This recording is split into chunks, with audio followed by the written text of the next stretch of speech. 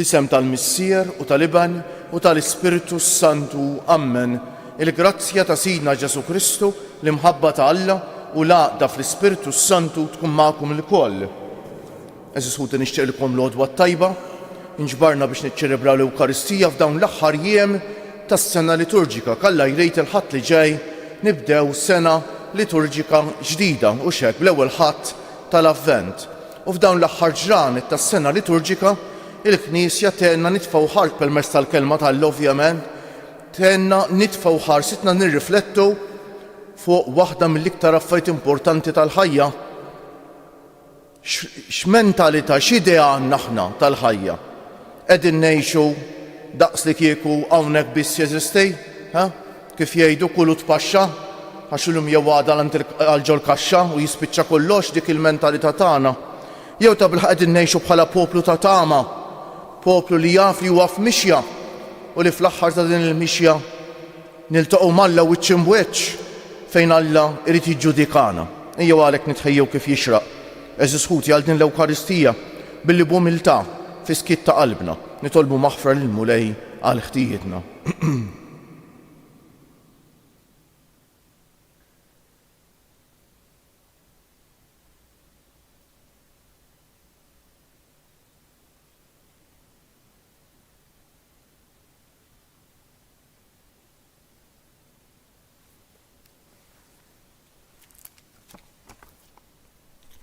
Int li għaddejt minn fostna tagħmel il-ġejt u tfarraġ u taħfer lil kulħadd Mulej ħniena. Int li ma tridx il-mewt tal-midneb imma li jindem u jgħix Kristu ħniena. Int li dejjem toffri lilek innifsek lill-Missier b'sagrifiċċju għal fidwa tagħna Mulej ħniena. Iħenna għalina Alla li jista' kollox jaħfrilna dnubietna u jwassalna għal ħajja ta' dejjem. Sejrin noffru dan is-sagrifiċċju tal-Quddiesa għal ruħ oħtna Nancy Buħaġar. Nitolbu.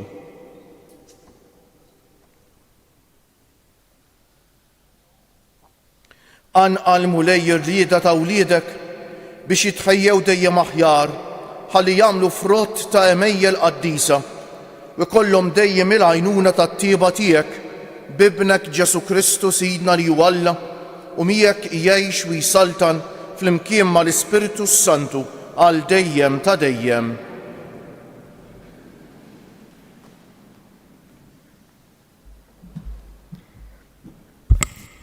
Qari mill-ktieb tal-Apokalissi ta' San Ġwann Apostlu. Jiena Ġwanni rajt anġlu ieħor nieżel mis-sema b'seta' kbira u l-art imtliet bid-dawl tal-glorja tiegħu u għajjad bleħen qawwi u qal: Iġġarfet Babilonja l-kbira u saret amara tad-demonji, saret ħabs tal-ispirt imnitsa kollha, ħabs tat-tajr imniġġes u mibgħut kollu. Imbagħad wieħed anġlu ta' saħħa kbira rafa' ġebla kbira tal-mitħna u għaddaba fil-baħar u qal: Hekk b'saħħa tintrema Babilonja il-belt il-kbira u ma tinstabx iżjed. U fik ma jinstemax iżjed id-daq tal-kitarristi u l-leħen tal-annejja, tad-daqqaqa tal-flawt u tat-trombi. Ebda mgħallem ta' ebda sena ma jinstab iżjed ġewwa fik. Fik aktar ma tinstemax il-għanja tal-mitħna, fik aktar ma jiddix id-dawl tal-mużbieħ. L-għana tal-arus u tal-arusa fik ma jinstemax. Għax il-merkanti tiegħek kienu l-gbarat tal-art u bis-seħer tiegħek tqarqu l-ġnus kollha. Wara dan smajt bħal leħen qawwi ta' kottra kbira fis-sema jgħidu: Alleluja! Is-salvazzjoni u l-glorja u l-qawwa ta' Alla tagħna, għax veri u ġusti huma l-ġudizzji tiegħu, għax għamel ħaq miż-żinja l-kbira, dik li ħassret l-art biż-żina tagħha u tħallas minna tad-demm tal-qaddejja tiegħu. U reġgħu qalu: Alleluja! Iva, id-duħan tagħha tiela għal dejjem ta' dejjem. Imbagħad qalli: Ikteb, ħinja dawk li kienu mistiedna għal mejda tat-tieġ tal-ħaruf. Il-kelma tal-Mulej.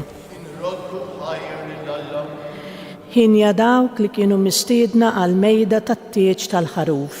Ħinja dawk li kienu mistiedna għal-mejda tat-tieġ tal-ħaruf.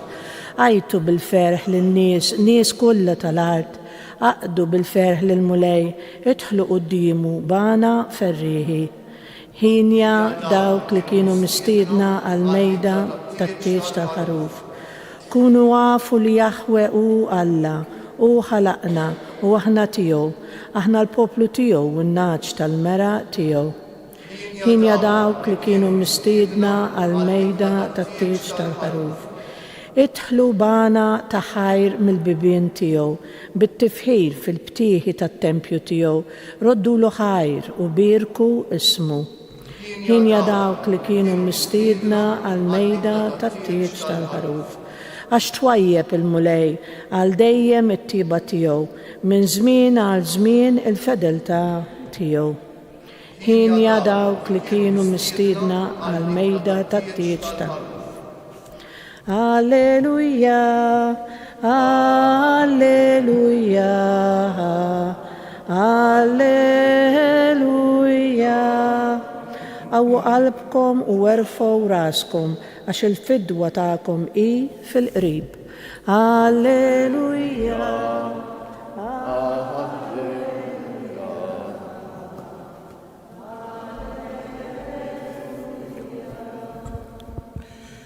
Il-mulej ma'kom. Qari mill-Evanġelju mqaddes skont San Luqa. F'dak iż-żmien Ġesu qal lid-dixxipli tiegħu: meta mbagħad taraw lil Ġerusalemm magħluqa minn kull imkien b'eżerċti, tkunu tafu li l-qerda tagħha tkun waslet, ħajaħarbu mbagħad lejn il-muntanji dawk li jkunu fil-Ludija u jitbedu minna dawk li jkunu ġo nofsa u ma jerġgħux lura fija dawk li kienu fir-raba, għax dawk ikunu jiem il-kastejk li fihom iseħħ kull ma hemm miktub. Ja ħasra lihom in-nisa li f'dawk il-jiem ikunu tqal jew ireddew, għax hemm gbejr jaqa' fuq il-pajjiż u korla fuq dan il-poplu. In-nies joqgħu taħt il-qilla tas-sejf u jittieħdu l-sira fost il-pagani kollha. U Ġerusalemm tibqa' tintrifes taħt saqajn il-ġnus sa ma jkun għadda żmien il-ġnus. Ikun hemm sinjali fix-xemx u l-qamar u l-kwiekeb. Il-ġnus fuq l-art b'qalbhom ittaqtaq ma jafux jaqbdu jagħmlu minħabba l-ħsejjes tal-baħar u tal-imwieġ. In-nies ruħhom ħierġa bil-biża' billi jobsru x'ikun ġej fuq id-dinja għax il-qawwiet tas-smewiet jitqalbu. Imbagħad jaraw lil bin il-bniedem ġej fi sħaba b'qawwa u glorja kbira.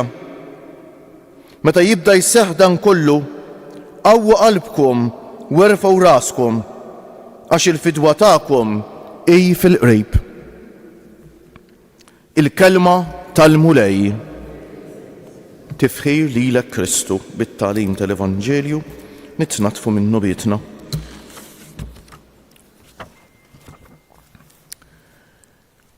Bħala għajnuna eżisuti biex nifhmu il-kelma tal-Alla, importanti kieku jkollna ftit idea tal-background, l-isfond storiku tagħha. Pereżempju jkun naqra diffiċli biex nifhmu l-Vanġelu tal-lum, anke l-ewwel qari, jekk ma jkunniex moħħna x'ġara fl-ewwel seklu, u x'hekk, l-ewwel seklu jiġifieri wara il-qawmien ta' Ġesu mill-imwiet u t-tluħ tiegħu fis-sema u nżul l-Ispirtu Santu fuq l-Apostli. Kif nafu ma nżul l-Ispirtu Santu fuq l-Apostli, l-Apostli jixterdu u jibdew ixandru l-kelma tal-Alla. L-ewwel li ppersegwitawhom kienu l-Lowt. Kif ippersegwitaw lil Ġesu, kif qalilhom Ġesu jippersegwitaw lilkom u hekk ġara. Però l-Apostli komplew bil-missjoni tagħhom, anzi xterdu fost ħafna pajjiżi iwasslu l-kelma tal-Alla. Pietru u Pawlu jispiċċaw Ruma. U Pawlu jgħaddi minn Malta fis-sena 60 u x'hekk. Imbagħad fis-sena 64 ikun hemm dak in-nar kbir ta' Ruma, x'aktarx li kien mqabbad minn Neruni stess, l-imperatur ta' dak iż-żmien, biex jerġa' jibni l-Ruma u tibqa' msemmija għalih. Imma x'in in-nies bdew jissuspettaw ħażejn l-imperatur rid isejf min iwaħħal u waħħal fl-insara dil komunità nisranija. U l-Apostli Pietru u Pawlu kienu l-vittmi ta' din il-persekuzzjoni. L-Imperu Ruman li beda jippersegwita l-insara u baqa' sejjer jippersegwita l-insara sas-sena 313 bejn wieħed u ieħor u xek.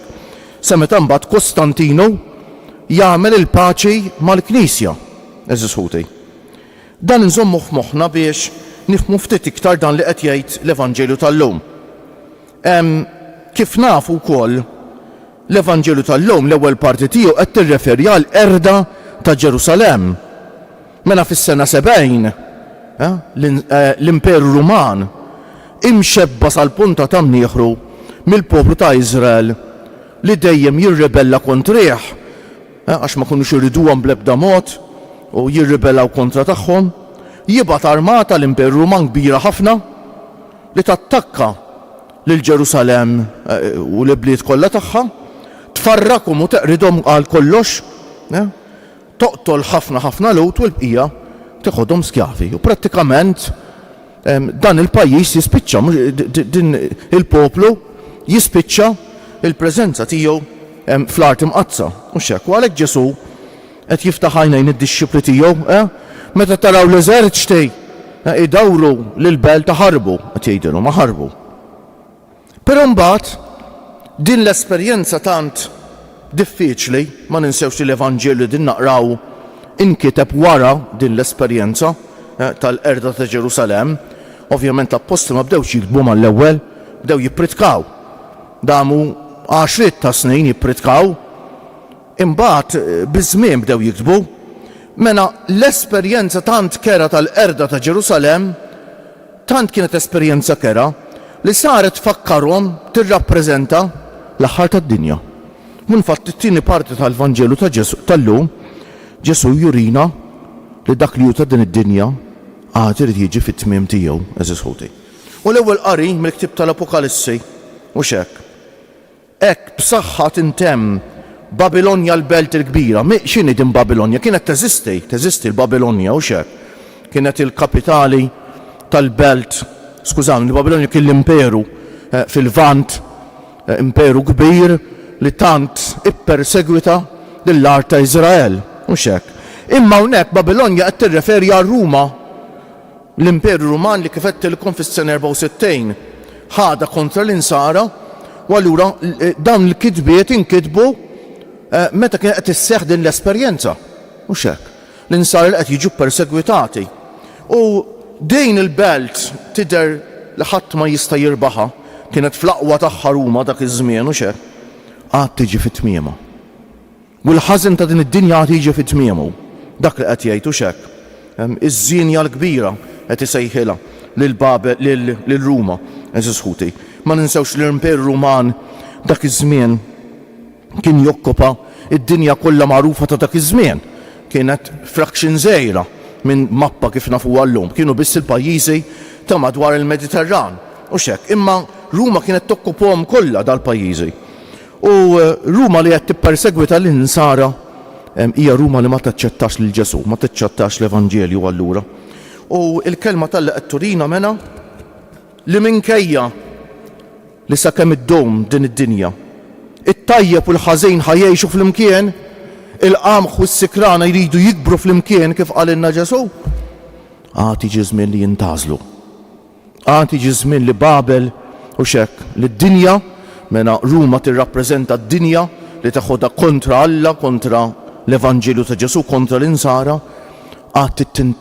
tintefa fil-bellija tan-nar u x'hekk għad tintemm. Il-ħażen tad-dinja trid jintemm. Però mhux hekk jintemmu dawk li jimxu wara Ġesu, dawk li jażlu lil Ġesu. Eżis ħuti dan kollu x'ifisser għalina. Irridu nistaqsu lilna nfuqna bis-serjetà. Jien kif qed ngħix? Qed ngħix bħalli kieku dil-ħajja biss teżisti. Jew nżomm quddiem għajnejja l-għad irid nidher quddiem Alla u nkun iġġudikat. Jien kif qed ngħix bħalli kieku bniedem ta' bla fidej li jeżisti biss il-ġid ta' din id-dinja u mal-mewt jispiċċa kollox. Eżis ħuti kemm importanti nagħmlu għalina nfusna din il-mistoqsija. Għax jgħix totalment differenti dak il-bniedem li jemmen li għad irid jidher quddiem Alla u irid jagħti kont tal-ħajja tiegħu u xekk lil mulej jgħix totalment differenti. Ejjew nitolbuh bil-qalb il-mulej illum eżis ħuti. Jatina fidi vera, fidi ġenwina. Jatina l-grazzja li nisru, nitolbu, inkunu lesti kif se tibda sejħinna mill-ħadd ġej il-Knisja.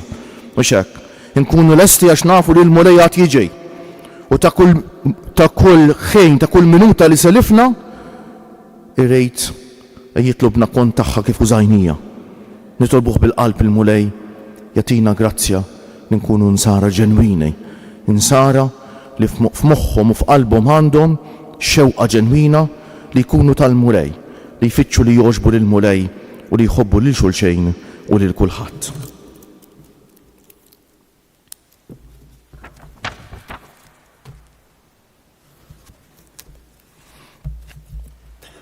Fl-istennija tal-fidwa sħiħa, il-ħolqien kollu qiegħed iħossu bħal mara fl-uġigħ tal-ħlas.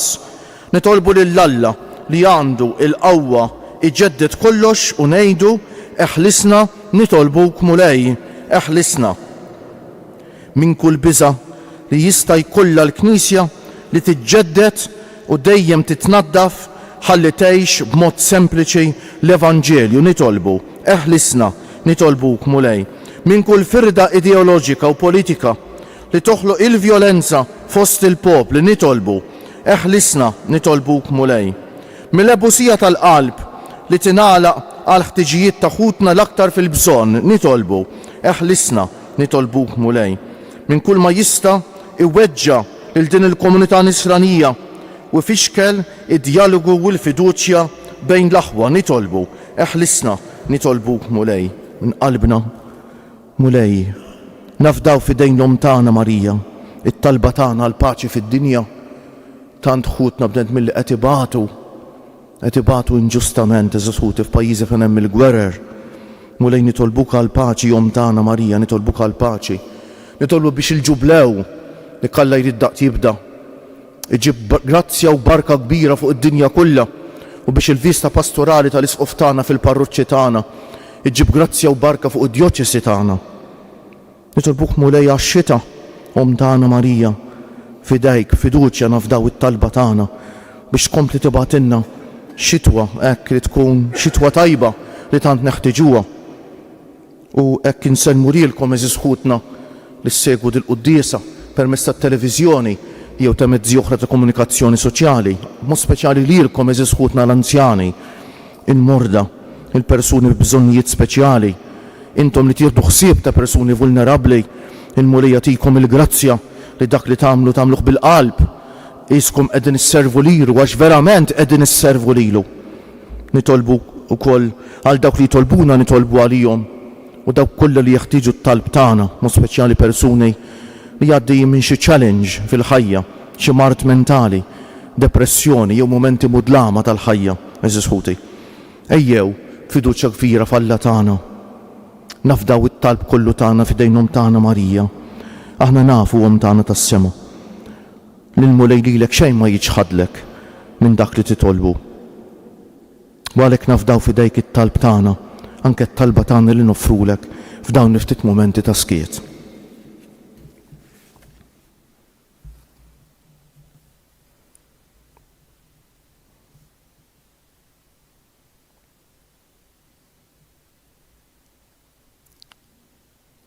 U Alla, bidu u tmiem ta' kollox, enna nifmu l-pjan tiegħek ta' salvazzjoni u nikkollaboraw b'ġenerożità sabiex il-bnedmin kollha jarfu lil dak li jintibat, Ġesu Kristu Sidna li jgħix u jsaltan għal dejjem ta' dejjem.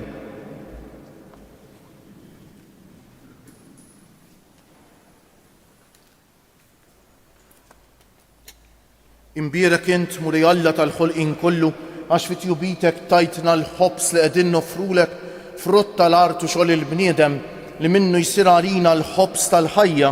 Imbierek Alla għal dejjem.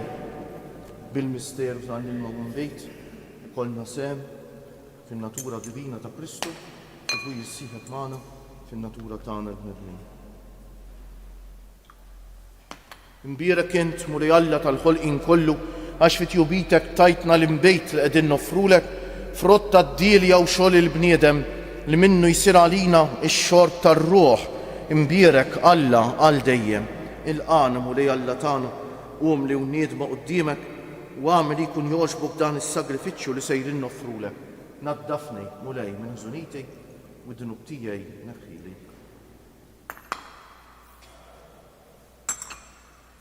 Itolbu ħuti biex is-sagrifiċċju tiegħi u tagħkom ikun jogħġob lil Alla l-Missier li jista' kollox.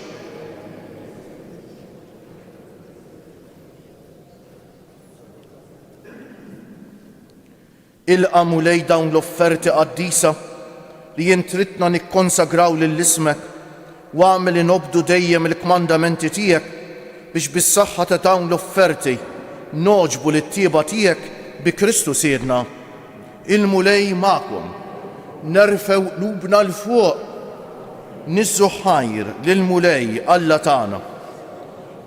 Sewwa u xieraq tas-sew Mulej Missier Qaddejs Alla ta' dejjem li tista' kollox, tajjeb u taġid għas-salvazzjoni tagħna li dejjem u kullimkien inroddulek ħajr bi Kristu Siedna. Faqda ta' mħabba niftakru fil-mewt tiegħu, f'idi ħajja nistqarru l-qawmien tiegħu u b'tama sħiħa nistennewh jiġi fil-glorja. Għalhekk mal-qaddisin u l-anġli kollha infaħruk u intennulek bla għeda. Qaddejs, qaddejs, qaddejs, Mulej Alla tal-eżerċiti, is-smewiet u l-art mimlija bil-glorja tiegħek. Osanna fil-għoli tas-smewiet, imbierek minn ġej f'isem il-Mulej, osanna fil-għoli tas-smewiet. Qaddejs tas-sewint Mulej, inti l-għajn ta' kull qdusija, qaddes għalhekk nitolbuk dawn l-offerti bil-barka tal-Ispirtu tiegħek biex isiru għalina il-ġisem u d-demm ta' Sidna Ġesu Kristu li meta kien se jingħata biex minn raj ħibati ħal ħobż radd il-ħajr qasam tal id-dixxipli tiegħu u qal: ħudu u kulu il-koll minn dan għax dan huwa ġismi li jingħata għalikom.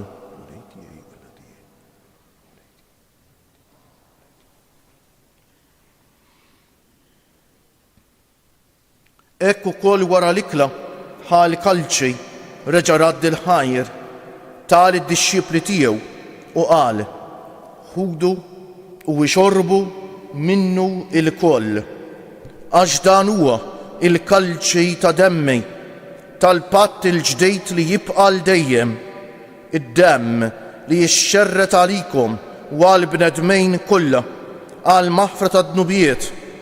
Għamlu dan b'tifkira tiegħi.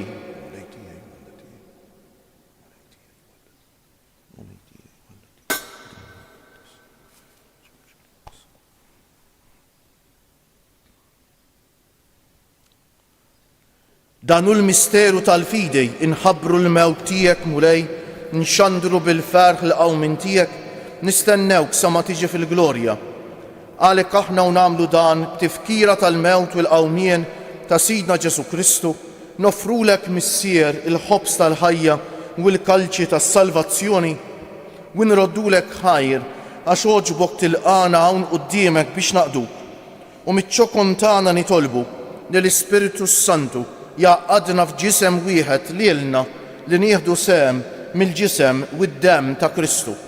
Ftakar Mulej fil-Knisja tiegħek imxerda mad-dinja kollha, wettaqa fl-imħabba flimkien mal-Papa Franġisku, mal-Isqof tagħna Anton, mal-isfijiet u l-ministri kollha tiegħek u mal-poplu kollu li inti ksibt għalik. Ftakar ukoll fħutna li raqdu bit-tama tal-qawmien, mod speċjali llum qegħdin nitolbu għarru ħoħtna Nancy Buħaġar. Ftakar fil-mejtin kollha, daħħalhom quddiemek fid-dawl tas-sebħ tiegħek. Ħenna għalina l-koll nitolbuk. Għati lilna wkoll il-wirt tal-ħajja ta' dejjem, flimkien mal-Verġni Mqazza, Alla u tagħna Marija, mar-raġel ġust tagħha San Ġusepp, mal-Apostli u l-Qaddisin kollha li jgħixu fil-ħbiberija tiegħek sa mill-bidu tad-dinja, għamel li magħhom infaħruk u insebħuk b'Ġesu Kristu ibnek. Bi Kristu, ma' Kristu u fi Kristu jingħata lilek Alla missier li tista' kollox, flimkien ma' l-Ispiritu Santu, kull ġieħ u glorja għal dejjem ta' dejjem. Ejjew issa nitolbu kif għallimna u ridna nagħmlu Ġesu li bentalla għas-salvazzjoni tagħna, missierna li inti fis-smewwiet jitqaddes ismek, tiġi saltnatek, ikun li trid int kif fis-sema u hekk fl-art. Ħobżna ta' kuljum agħtina llum, aħfrinna dnubietna bħalma naħfru lil min ħati għalina u la ddaħħalniex fit-tiġrib, iżda eħlisna mid-deni. Eħlisna nitolbuk mulej minn kull deni.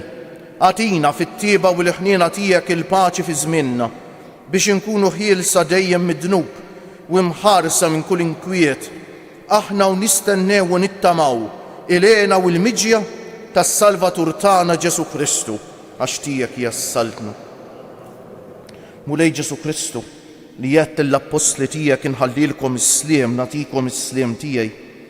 La tħaresx lejn nubietna, iżda ħares lejn il-fidi tal-Knisja tiegħek. Għatija slim u l-għaqda li jien trid fija, inti li tgħix wis-saltan għal dejjem ta' dejjem. Il-paċi tal-mulej tkun dejjem magħkom. Għatu l-paċi lil xulxejn. Il-ġisem flimkien mad-demm ta' Sidna Ġesu Kristu kun jiswew lien tal ser nitqarbu bihom għal ħajja ta' dejjem. Ħaruf Talla li tneħħi d-nubiet tad-dinja ħenna għalina. Ħaruf Talla li tneħħi d-nubiet tad-dinja ħenna għalina. Ħaruf Talla li tneħħi d-nubiet tad-dinja tina l-paċi. Mulej Ġesu Kristu bin Alla l-ħaj bil-mewt tiegħek kif rid minnek il-missier u bil-ħidma tal-Ispiritu Santu inti tajt il-ħajja d-dinja b'dan il-ġisem u d-demm qaddis tiegħek. Eħlisni minn ħtijieti kollha u minn kull ħażen, żommni dejjem f'idej lejn il-kmandamenti tiegħek u tħallini qatt ninferet minnek. Danu l-ħaruf Talla, danu Ġesu li jneħħi d-nubiet tagħna u tad-dinja kollha ħenjejn dawk li huma mistiedna għall-ikla tal-ħaruf mulej. Ma jistħoqlix tidħol taħt is-saqaf tiegħek, iżda jitkellmu waħda u ruħi tkun mfejq. Il-ġisem ta' Kristu jħarisni għall-ħajja ta' dejjem. Amen.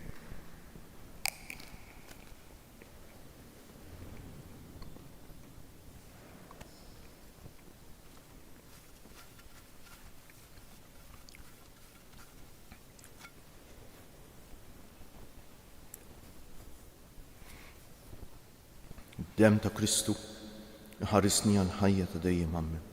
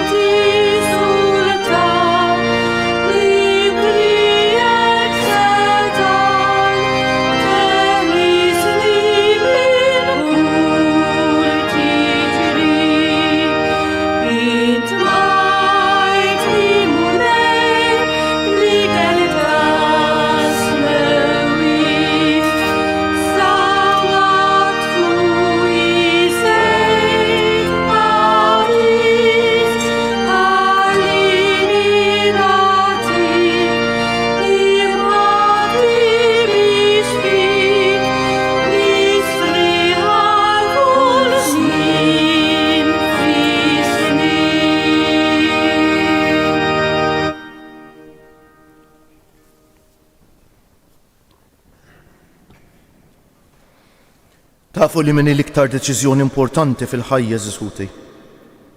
Niddeċidux nagħmlu parti mid-dinja, minn Babel li tittiġġarraf u tispiċċa, jew nagħmlux parti mill-poplu ta' Alla. Jiġifieri nkunux ħaġa waħda ma' Ġesu. Ejjew nitolbuh bil-qalb lil Mulej. Ngħidulu grazzi tal-li jiftħilna għajnejna u aħfrinna li forsi mhux dejjem konna determinati u x'hekk li nkunu l-poplu tiegħek. Ngħidulu bil-qalb, grazzi Sinjur Alla, waħfirli Sinjur Alla, grazzi Sinjur Alla, waħfirli Sinjur Alla, grazzi Sinjur Alla, waħfirli Sinjur Alla. Nitolbu. U Alla li tista' kollox, inti mlina bil-ferħ, bis-sem li tatina fil-ħwejjeġ qaddisa tiegħek, għamel nitolbuk li aħna qatt ma ninfirdu minnek bi Kristu Siedna. Ngħidu bil-qalb 3 Ave Marijiet f'ġieħ 3 ijiem lill-ġisem ta' Omna Marija dan fil-qabar u noffruhom hekk għal pajjiżna mod speċjali biex pajjiżna jiftaħ għajnejh quddiem dil-verità tant kbira u x'hekk li ta' bilħaq inkunu parti mill-poplu ta' Ġesu, nkunu parti mill-familja ta' Ġesu, mhux mid-dinja. Id-dinja li toffri ħafna imma tħalli l-bniedem vojt. Sliem għalik Marija, bil-grazzja mimlija l-Mulej miegħek, imbierka inti fost in-nisa u imbierek il-frott tal-ġuf tiegħek Ġesu. Sliem għalik Marija, bil-grazzja mimlija l-Mulej miegħek, imbierka inti fost in-nisa u imbierek il-frott tal-ġuf tiegħek Ġesu. Sliem għalik Marija, bil-grazzja mimlija l-Mulej miegħek, imbierka inti fost in-nisa u imbierek il-frott tal-ġuf tiegħek Ġesu. O Marija li tħallif d-dinja mingħajr teba, Madonna ta' Pinu, Sultana tal-familja, il-Mulej magħkom, iberikkom Alla li jista' kollox, il-Missier u l-Iben u l-Ispiritu Santu. Morru fil-paċi ta' Kristu. U l-jum it-tajjeb lilkom il-koll.